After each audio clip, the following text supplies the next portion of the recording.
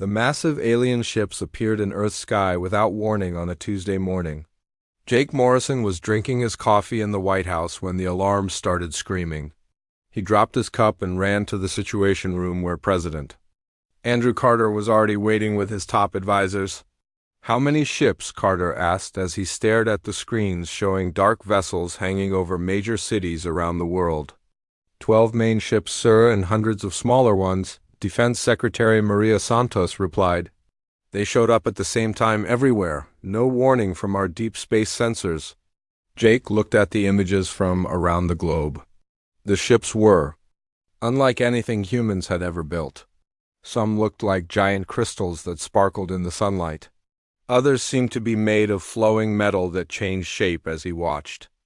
The largest ones looked like they were made of pure energy. "Any communication from them?" Carter asked. "Yes, sir," Communications Director Lisa Barnes said from her station. "They want to talk. They say they are the Galactic Council and they have an offer for humanity." Carter nodded to Jake. "You are our best diplomat. Get up there and find out what they want." 3 hours later, Jake found himself in a small shuttle heading toward the largest alien ship. The vessel was so big that Earth's moon would look small next to it. As his shuttle got closer, he could see that the ship's surface was covered in strange symbols that glowed with soft blue light. The aliens brought Jake's shuttle inside through a port that sealed itself behind them. Jake stepped out wearing his best suit and carrying a briefcase with documents about Earth. The air felt different, but he could breathe it without problems. 3 beings waited for him in a huge chamber.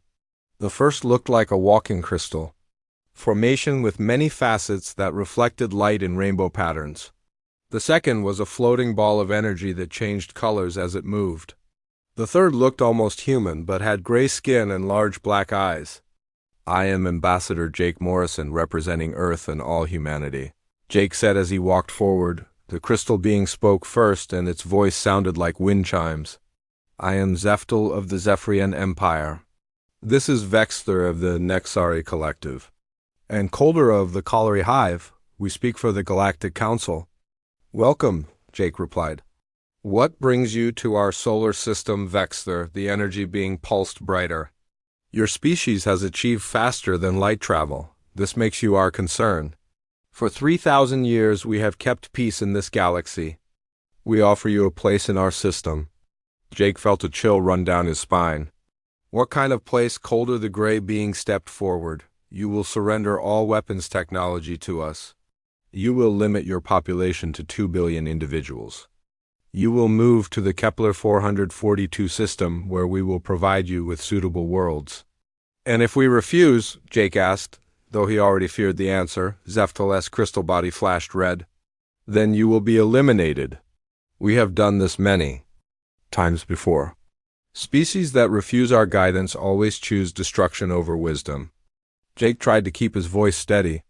"I need to discuss this with my government." "How long do we have?" 72 Earth hours, Vexter replied. "This is more time than we usually give. We are being generous because humans show some promise." The meeting ended and Jake returned to his shuttle. As he flew back to Earth, he looked out the window at the alien fleet. Ships from 12 different species hung in space around his homeworld. Each one had enough firepower to destroy entire continents. Back in the White House, Jake reported to President Carter and the Emergency Council. The room was packed with military leaders, scientists, and politicians. Everyone looked worried. "They want us to give up our weapons and move to another star system," Jake explained. "If we say no, they will destroy us." General Pete Harrison slammed his fist on the table. "We cannot let aliens dictate terms to humanity. We have fought too hard for our freedom." "But can we fight them?" asked Dr. Elena Cross, the chief science officer. "Their technology is thousands of years ahead of ours." Carter rubbed his forehead. "What do our military experts say?" Admiral Lisa Barnes spoke up. "I have been studying their ships through telescopes. They are powerful, but they might have weaknesses. Every technology has limits." Defense Secretary Santos pulled up holographic displays. "We have nuclear weapons and conventional forces, but against ships that big, I do not know if it would matter." The debate went on for hours. Some people wanted to negotiate for better terms. Others wanted to fight no matter what the cost. A few suggested that humanity should accept the alien offer and hope for the best. Jake listened to all the arguments. He thought about his wife and children back home. He thought about all the people on Earth who had no idea that their entire future was being decided in this room. Finally, President Carter called for quiet. We need to make a choice. Do we submit to these aliens and hope they keep their word, or do we fight for our independence? The room fell silent. Everyone knew that this decision would change everything for the human race. Carter looked around at each person in the room. Most of them nodded when he made eye contact. Jake, prepare a message to send to the Galactic Council, Carter said. Tell them that humanity has made its decision. Jake worked on the message for an hour. He wrote long explanations about human rights and freedom. He wrote about Earth's history and why people could not accept slavery. Then he deleted it all and wrote just 2 words. The message went out on all frequencies to every alien ship in the solar system. Radio waves carried humanity's answer to the waiting fleet. The words were simple and clear. We refuse. On the alien flagship, Vexler received the message and showed it to the other council leaders. They had expected begging or attempts to negotiate. They had seen fear and submission from hundreds of other species. But they had never received a response like this. Impossible, Zeftal said. They must not understand what we are offering them. They understand perfectly, Calder replied after scanning human communication networks. They choose to fight rather than submit, Vexler pulsed with anger. Then they choose death, send word to all fleets, begin the extermination protocol. Back on Earth, Jake Morrison stood with President Carter on the White House lawn. They could see the alien ships beginning to move in the sky above. Soon the shooting would start and everything would change. Do you think we made the right choice?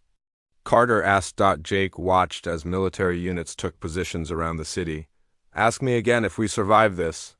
The first alien weapons began to charge with deadly light. Humanity had rejected the Galactic Council's demands. Now both sides would learn what that choice would cost.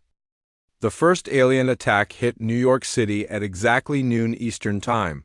Commander Alex Stone was in his underground bunker on Luna Colony when he saw the flash of light that destroyed half of Manhattan. The beam came from one of the crystal ships and turned 20 city blocks into glass and ash in 3 seconds. All units report, Alex shouted into his communication system.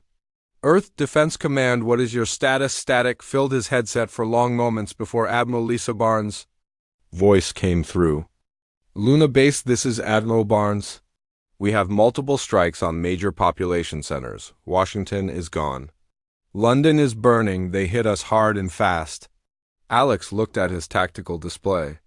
Red dots showed alien ships attacking cities across Earth, while green dots marked human military units trying to respond. There were far too many red dots and not enough green ones. Sir, what are your orders? Asked Lieutenant Nina Walsh from her position at the sensor station. Alex studied the display. The aliens were hitting Earth's major cities first to break human morale. They expected people to surrender after seeing such destruction. But Alex had studied human history and he knew something the aliens did not understand. All Luna Base units? Prepare for defensive positions, Alex commanded. They will come for us next. We are not going to make this easy for them. Luna Colony had been built as a mining operation, but Alex quickly turned it into a fortress. His engineers used mining explosives to create defensive positions in the moon's surface. They turned ore haulers into mobile weapons platforms and mining lasers into anti-ship guns. Dr. Elena Cross was working in her laboratory deep under the Rocky Mountains when the attacks began. The facility had been built to survive nuclear war, and the alien weapons could not reach her 3 miles underground. She was studying pieces of alien technology that had been recovered from their first meetings with humanity. Doctor, we need answers fast, General Pete Harrison said over the video. Link from his command center. Can we fight these things or not? Elena looked at the crystal fragments and metal samples on her table. She had been running tests for days trying to understand how alien technology worked. Their weapons use quantum resonance to amplify energy, she explained. But every resonance has a frequency that can disrupt it. In simple terms, please, Harrison replied. Think of it like a radio, Elena said. If you know the right frequency, you can jam the signal. I might be able to find a way to disrupt their weapons and shields. Meanwhile, on Earth, President Carter was operating from a hidden bunker in Colorado. Most of Washington had been destroyed in the first wave of attacks, but the government was still functioning. Carter was coordinating with military leaders around the world as they tried to mount a defense. Mr. President, we have lost contact with European Command, reported Communications Officer Sam Tucker. Australia and Japan are still fighting, but they are taking heavy losses, Carter nodded grimly. What about our space forces? Admiral Barnes is regrouping the fleet near Mars, Tucker replied. She says she has a plan, but she needs time. Out in space, Admiral Barnes was indeed making plans. She had studied the alien attack patterns and noticed something important. The alien ships were powerful, but they moved in predictable formations. They had been fighting primitive species for so long that they had forgotten how to deal with creative tactics. All ships listen carefully, Barnes broadcast to her remaining fleet. We cannot match their firepower, so we will not try. We are going to hit them where they do not expect it. Barnes led her ships in a desperate attack on an alien supply convoy. Instead of engaging in direct combat, her ships used nuclear mines and suicide runs to damage the enemy vessels. The aliens lost 3 ships before they realized what was happening. The Galactic Council leaders were confused by human tactics. Species usually fought in organized formations using conventional weapons. Humans used guerrilla warfare, dirty tricks, and weapons that the aliens had never seen before. They fight without honor, complained Zeftel during a council meeting. They use suicide attacks and target our supply lines. Honor is irrelevant, Vexter replied. But their tactics are ... unexpected. We have lost more ships in 1 week than we usually lose in a decade. Back on Luna Colony, Alex Stone was preparing for the alien assault he knew was coming. The moon had strategic value and the aliens would want to eliminate the human presence there. Alex had turned every crater and cave into a defensive position. When the alien ships arrived, Alex was ready. The first wave of crystalline fighters swooped down toward the human positions, but they flew into a trap. Hidden mining charges exploded around them while converted industrial lasers cut through their formations. All units fire at will, Alex commanded as the battle began. Make every shot count. The fighting on Luna was brutal and close. Alien troops landed in the mining tunnels and fought human soldiers in hand-to-hand combat. Alex's people used improvised weapons and booby traps to even the odds.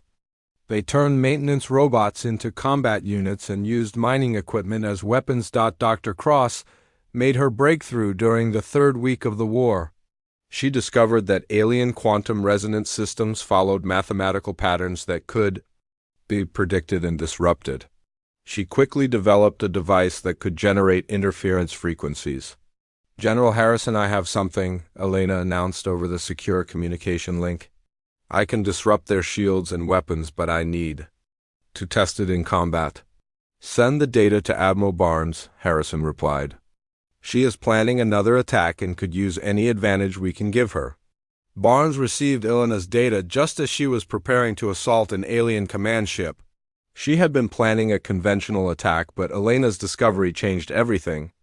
Barnes equipped her flagship with Elena's disruption device and led her fleet toward the enemy. The attack caught the aliens completely by surprise. Barnes' ships approached the alien command vessel and activated Elena's device. The alien shields flickered and failed, allowing human weapons to punch through their defenses. The massive enemy ship exploded in a ball of fire that could be seen from Earth. News of the victory spread quickly through human communication networks. People who had been hiding in shelters came out to cheer. Military units that had been retreating turned around and went back on the attack. Humanity had drawn first blood against the Galactic Council, but the aliens were not finished.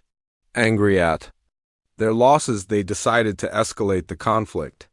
New ships arrived from across the galaxy bringing weapons that could crack planets. The Council was determined to end the human rebellion once and for all. Commander, Stone received the warning just hours before the planet-killer weapons fired. All units evacuate immediately, he broadcast to Luna Colony. They are targeting the moon with planet crackers.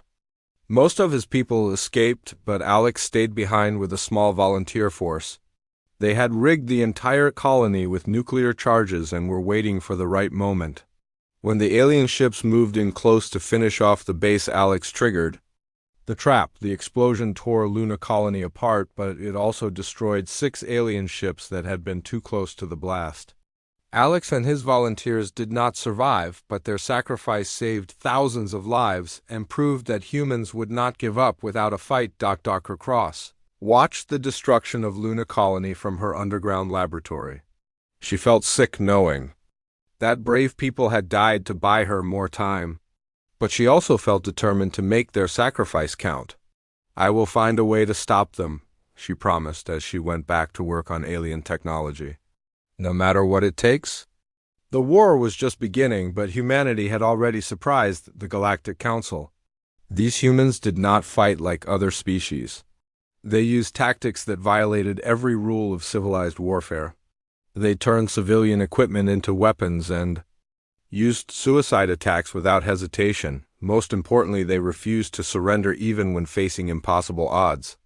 The Council had expected quick victory, but instead they found themselves in a long, bloody conflict with an enemy that grew more dangerous every day. President Carter addressed the world from his hidden bunker. The aliens think they can break U.S. with superior technology, he said. But they do not understand what makes humanity special. We do not give up. We do not surrender. And we will make them regret the day they came to our solar system. 6 months into the war, the Galactic Council was facing something they had never experienced before. In the council chambers on their capital ship, 3 species representatives were demanding answers from the leadership. This conflict was supposed to end in days, not months, said Ambassador Thales of the aquatic thalassen species. Our people are questioning why we continue to fight these humans. Zeftol's crystal form flickered with annoyance. The humans are more stubborn than we anticipated. But they cannot hold out much longer. That is what you said 3 months ago, replied HFY Unit 7, whose silicon-based body scraped against the floor. My collective is losing patience with this war. Vexler pulsed with dark energy. The humans must be crushed completely, or other species will think they can also resist council authority. But resistance was exactly what was starting to happen. On 17 different worlds, subject species were asking questions about the war. They had been told that the council was invincible, but humans were proving that wrong every day. Commander Stone had been replaced by his former second-in-command Nina Walsh, who now led Earth's Special Operations Division. Nina had studied the alien supply lines and identified weak points that human strike teams could exploit. Remember people we hit hard and disappear fast? Nina told her team as they prepared for another raid. The aliens expect us to fight fair, but fair fights are for sports, not wars. Nina's teams used captured alien technology combined with human creativity to build weapons the Council had never seen. They turned alien communication devices into jamming systems and alien medical equipment into biological weapons. Every piece of Council technology that fell into human hands became a tool for their own destruction. Lieutenant Colonel Jake Morrison had survived the destruction of Washington and now worked as Earth's psychological warfare specialist. He had discovered that the Council maintained control through carefully constructed lies about their power and invincibility. We need to show the galaxy that these aliens can be beaten, Jake explained to President Carter during one of their video conferences. Every victory we achieve weakens their hold on other species. Jake began broadcasting human victories across alien communication networks. He showed footage of destroyed Council ships and captured alien soldiers. The messages spread quickly through subspace and reached dozens of worlds where subject species lived under Council rule. Dr. Elena Cross had been working without sleep for weeks trying to understand the deeper principles behind alien technology. Her laboratory was now filled with captured equipment from 17 different species. She was starting to see patterns that excited and terrified her. "General Harrison, I think I understand how their entire civilization works," Elena reported. During her daily briefing, "They have quantum resonance stations throughout the galaxy that do more than just power their ships." "What else do they do?" Harrison asked. "They maintain the psychic links that hold the Council Alliance together," Elena explained. "If we could disrupt enough stations, the entire system would collapse." Elena's discovery came at the perfect time.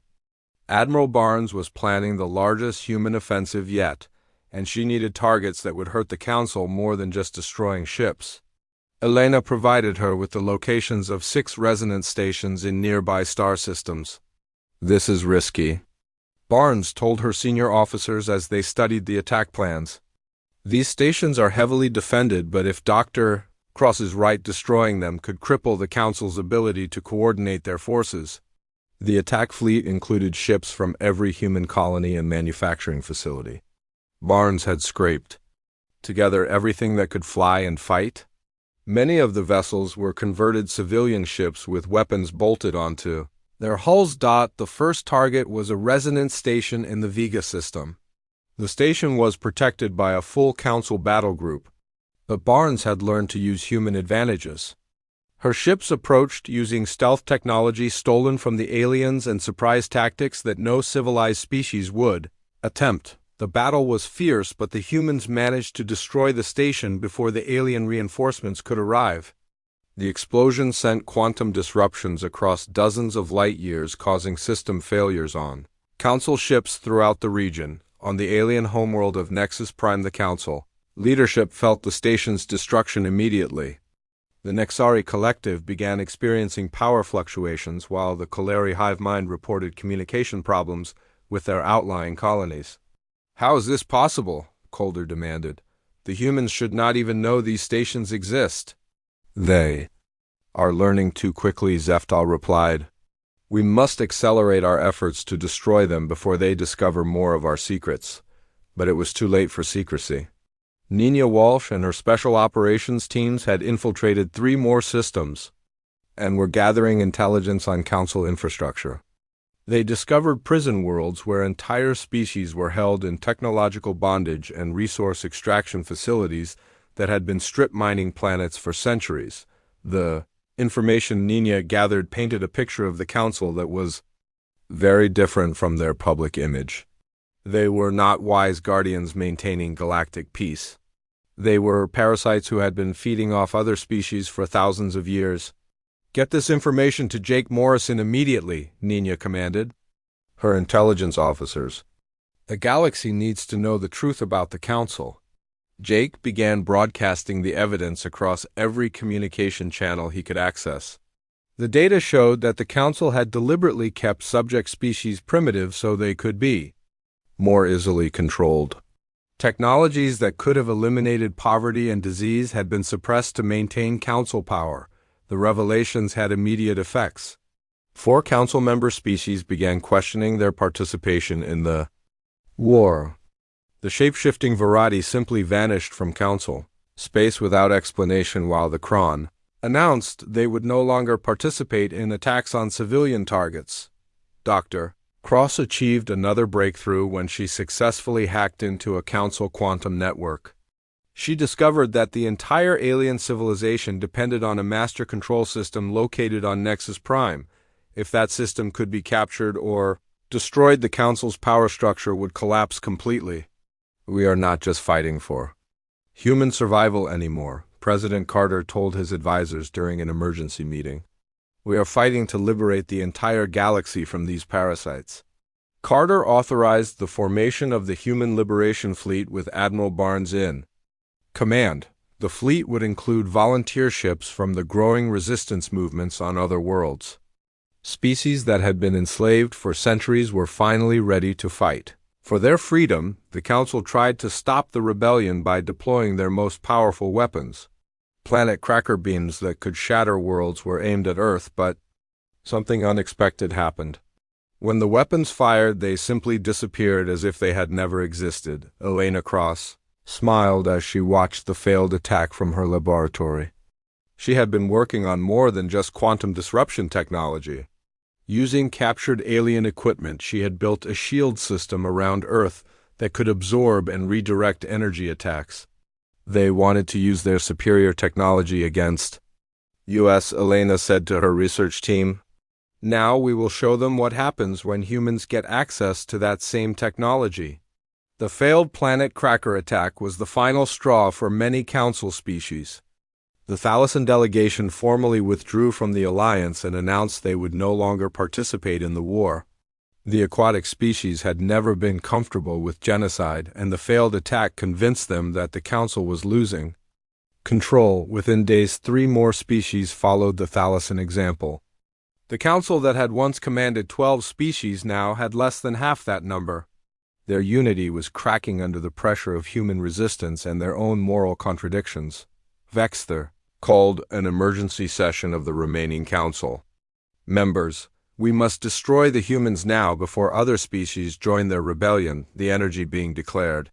I propose we evacuate Nexus Prime and use antimatter weapons to sterilize the entire Sol system. That would make us no better than the monsters they claim we are, protested Ambassador Morden of the Zephyrian Empire. Perhaps it is time to consider negotiation. Negotiation is surrender, Vexther replied angrily.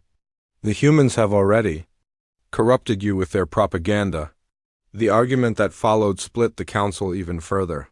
Half wanted to continue the war, while half wanted to find a peaceful solution. Their unity had been based on the assumption that they were fighting primitive barbarians, but humans had proven to be neither primitive nor barbarian. President Carter received intelligence reports about the council's internal problems with satisfaction. The war was far from over, but humanity had achieved something remarkable. They had gone from facing extinction to leading a galaxy-wide revolution against tyranny. Tell Admiral Barnes to prepare for the next phase, Carter ordered. It is time to take this fight to their home system. The war entered its second year with humanity no longer fighting alone. General Pete Harrison stood on the bridge of his flagship looking at the most unusual fleet ever assembled.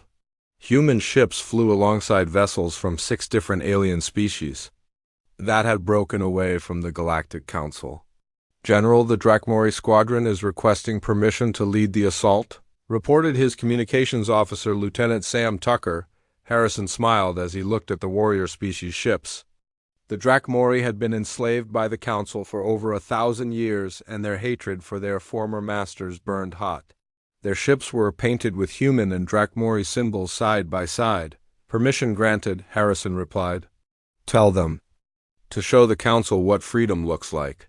The target was the Council's primary stronghold in the Kepler system. The massive space station served as a supply depot and command center for Council forces in this part of the galaxy.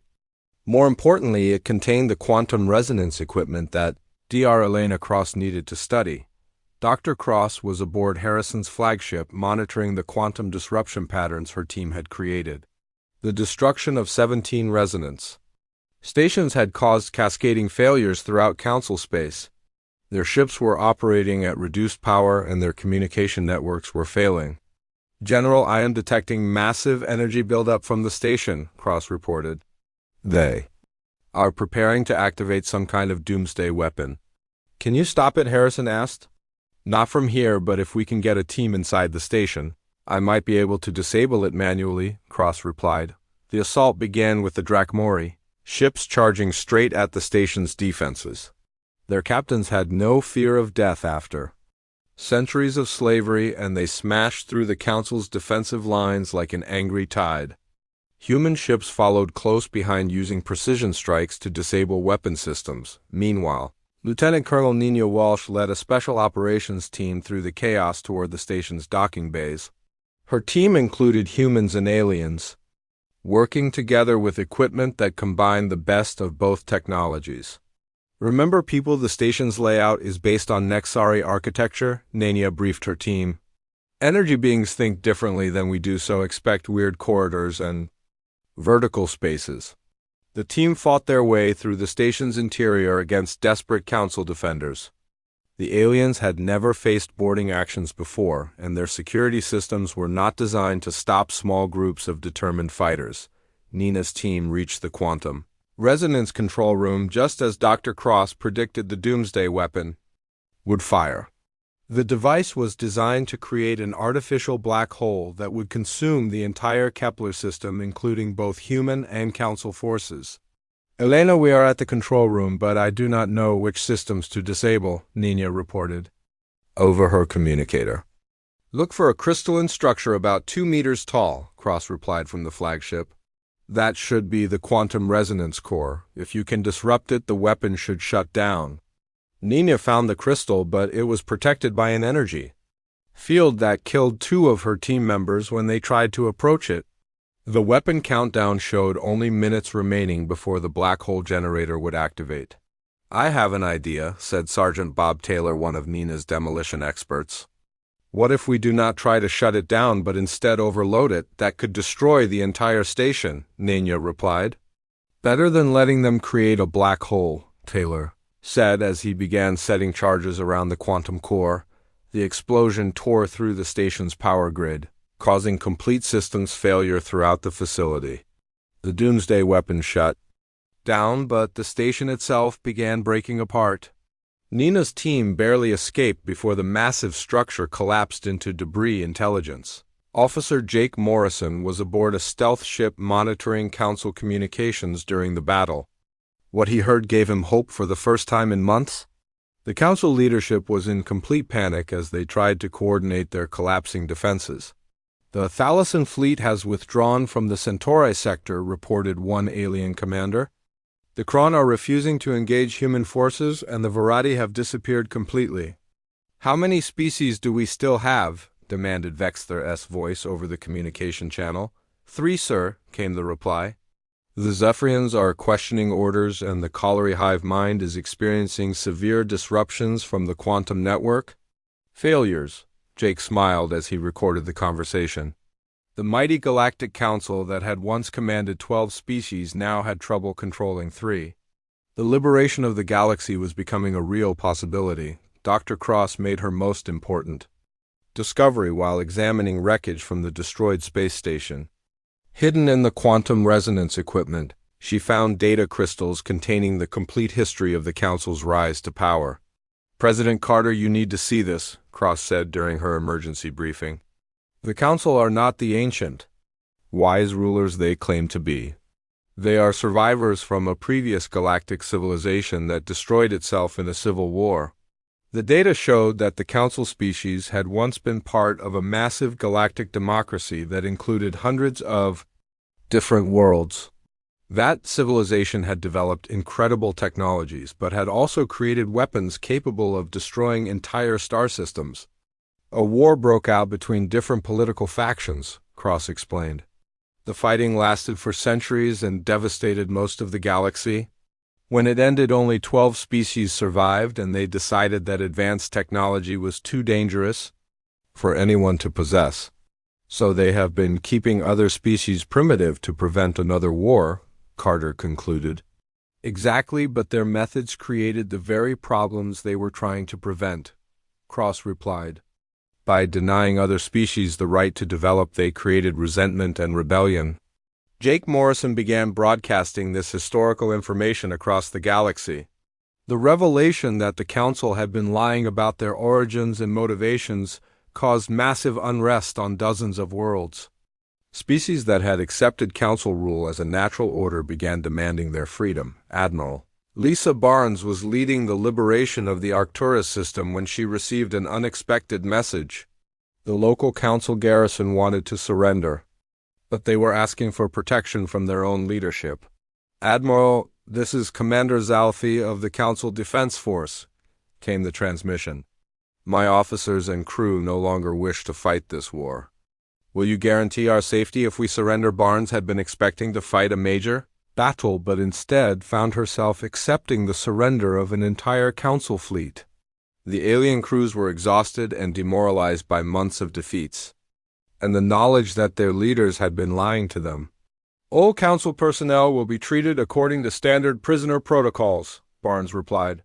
Those who wish to join the liberation movement will be welcomed. The mass surrenders spread quickly through council space. Entire fleets changed sides or simply stopped fighting.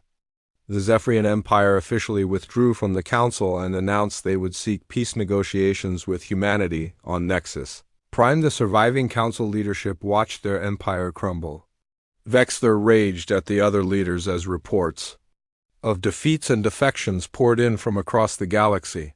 "This is all your fault," the energy being accused Colder. "If the Colliery hive mind had been more efficient, we could have crushed the humans in the first week." "My people are suffering quantum disruption sickness," Colder replied weakly. "The destruction of the resonance network has damaged our collective consciousness. Only Zeftel of the crystal beings remained fully committed to the war. We still have the master control system," the alien leader declared.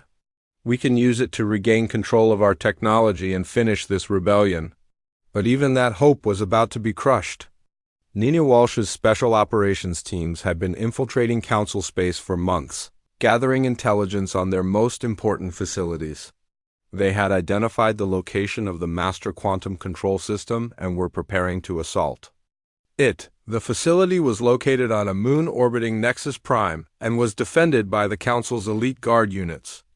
The attack would be the most dangerous mission of the war, but success would end Council power forever. President Carter addressed the combined human and alien liberation fleets before the final assault. "We stand on the edge of victory," he announced. 12 species once ruled this galaxy through fear and oppression. Soon all species will be free to choose their own destiny. The Liberation Fleet that assembled for the attack on Nexus Prime included ships from 23 different species. Former slaves fought alongside their liberators in a coalition that the Council had never imagined possible. General Harrison looked at his tactical displays and felt pride in what humanity had accomplished. They had gone from facing extinction to leading the largest liberation movement in galactic history. The Council's biggest mistake had been underestimating human determination and creativity. "All units prepare for final assault," Harrison ordered. "Today we finish what they started when they came to Earth." The Council's reign of terror was about to end, but the fighting was not over yet. The final battle would determine whether the galaxy would be ruled by fear or freed by courage. The final battle for Nexus Prime began at dawn on the second anniversary of humanity's first contact with the Galactic Council. Admiral Lisa Barnes commanded the largest fleet in galactic history as ships from 30 different species converged on the Council's home system. "All units, this is Admiral Barnes," she broadcast to the massive armada. 2 years ago they came to Earth demanding our surrender. Today we come to their home demanding justice for every species they have enslaved." The Council's remaining forces had gathered around Nexus Prime for their last stand. Vexler commanded the defense from the planet's surface, while Colder's remaining hive ships formed a protective barrier in orbit. Only these 2 species remained loyal to the Council after the others had surrendered or changed sides. Dr. Elena Cross monitored the quantum disruption patterns from her command ship as the fleet approached. The destruction of 47 resonance stations across the galaxy had crippled the Council's ability to coordinate their technology, but their homeworld still possessed formidable defenses. "Admiral, I am detecting massive energy signatures from the planet's surface," Cross reported. "They have some kind of planetary defense system that I have never seen before." "Can you disable it?" Barnes asked. "Not from here, but if we can get control of the master quantum facility on the third moon, I should be able to reprogram their entire network," Cross replied. General Pete Harrison was leading the ground assault force that would capture the quantum facility. His army included human soldiers fighting alongside liberation forces from dozens of different worlds. Warriors who had been enemies just months before now fought together against their common oppressor. "Remember, people, this is not about revenge," Harrison told his troops before the landing began. "This is about freedom for every species in the galaxy, including the ones we are fighting today." The landing on Nexus Prime's third moon was brutal and desperate. The Council's elite guard units fought with the fury of beings who knew they were making their final stand. Energy weapons lit up the dark surface as human and alien Liberation forces pushed toward the quantum control facility, Lieutenant Colonel. Nina Walsh led her special operations team through the facility's outer defenses while Harrison's main force engaged the Council Guards in open battle. The Quantum Control Center was buried deep underground and protected by security systems that had never been breached. Elena, we are inside the facility, Nina reported as her team fought through corridors filled with deadly energy barriers. But this place is like a maze designed by insane mathematicians. The Nexari think in quantum dimensions, Cross replied from orbit. Look for passages that seem to lead nowhere and follow them. Their architecture defies normal physics. Nina's team discovered that the facility was larger inside than outside due to quantum space folding technology. Rooms connected to other rooms in impossible ways and corridors sometimes led to completely different levels without stairs or elevators. After hours of fighting through the maze, Nina's team finally reached the master control chamber. The room was filled with crystalline structures that hummed with power, while holographic displays showed the status of every quantum system in the galaxy. Elena, I am at the master controls, but I do not understand any of this, Nina said as she looked at the alien interface. Look for a central crystal formation about 3 meters tall, Cross instructed. That should be the core processor that controls everything. Nina found the crystal, but it was surrounded by a force field that had already killed 2 of her team members. The facility's automated defenses were programmed to prevent anyone from accessing the master controls, even if it meant destroying the entire facility. Meanwhile, President Andrew Carter was aboard the flagship watching the battle unfold across multiple screens. The Liberation fleet was winning, but the cost was enormous. Hundreds of ships had been destroyed and thousands of beings had died to reach this point. Mr. President, we are receiving a transmission from the planet's surface, reported communications. Officer Sam Tucker, it is from Vexter himself. Carter nodded, and the alien leader's image appeared on the main screen. The energy being that had once demanded humanity's surrender now looked diminished and desperate. President Carter, I propose a ceasefire, Vexter said. This war has gone on too long, and too many have died on both sides. The time for negotiation was 2 years ago, Carter replied firmly. You had your chance to treat us as equals, and you chose war instead. We can still reach an accommodation, Vexter pleaded. The Council is willing to grant humanity full membership and allow you to keep your independence. Carter almost laughed at the irony. You still do not understand, do you?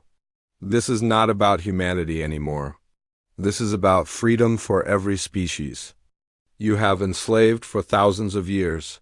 The transmission ended and the battle continued. On the moon's surface, Nina's team was running out of time as Council reinforcements approached the quantum facility. She had to find a way through the force field protecting the master controls. What if we do not try to get through the field? Suggested Sergeant Bob Taylor. What if we bring the field down to us? Taylor began setting explosives around the chamber's power conduits. If they could overload the facility's power grid, the force field might collapse long enough for Nina to reach the controls. The explosion plunged the chamber into darkness, but the force field flickered and died. Nina rushed to the central crystal and began following Dr. Cross's instructions for reprogramming the quantum network. Elena, I am connected to the system, Nina reported. What do I do now? Look for the galactic map display, Cross replied. You should see connection lines running to every star system under Council control. Nina found the map and gasped at what she saw.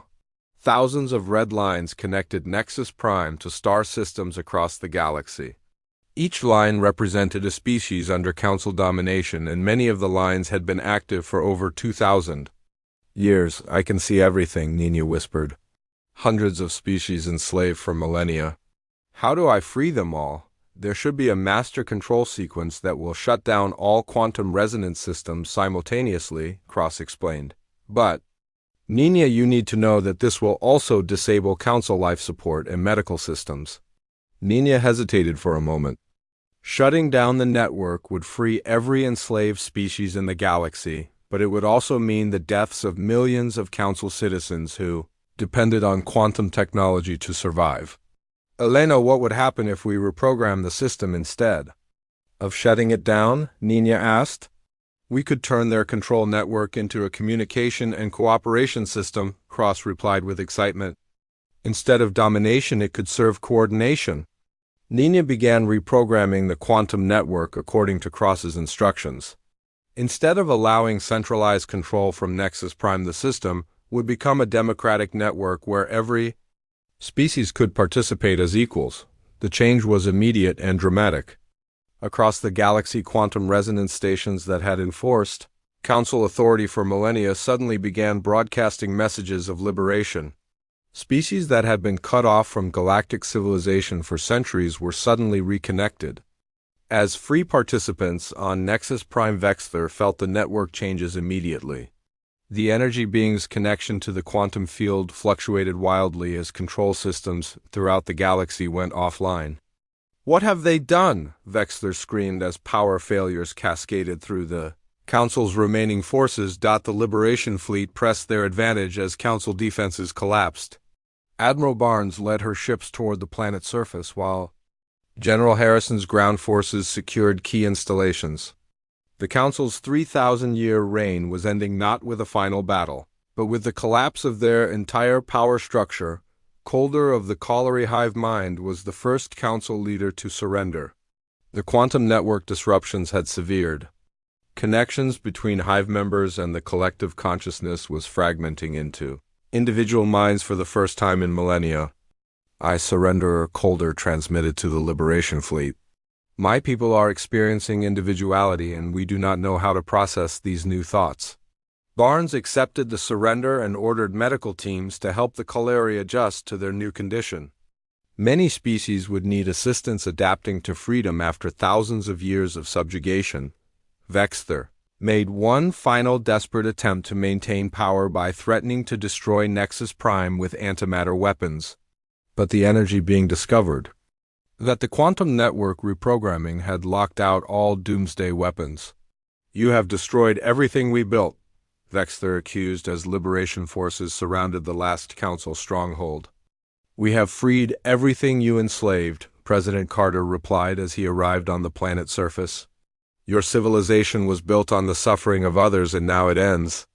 Dr. Cross successfully completed the quantum network conversion from her laboratory ship orbiting the planet. The system that had once enforced tyranny across the galaxy was now serving as a communication network that connected hundreds of species as equals. All quantum resonance stations are now operating under democratic protocols, Cross announced. Every species in the galaxy can access the network and participate in galactic civilization. The formal surrender ceremony took place in what had once been the Council's throne room,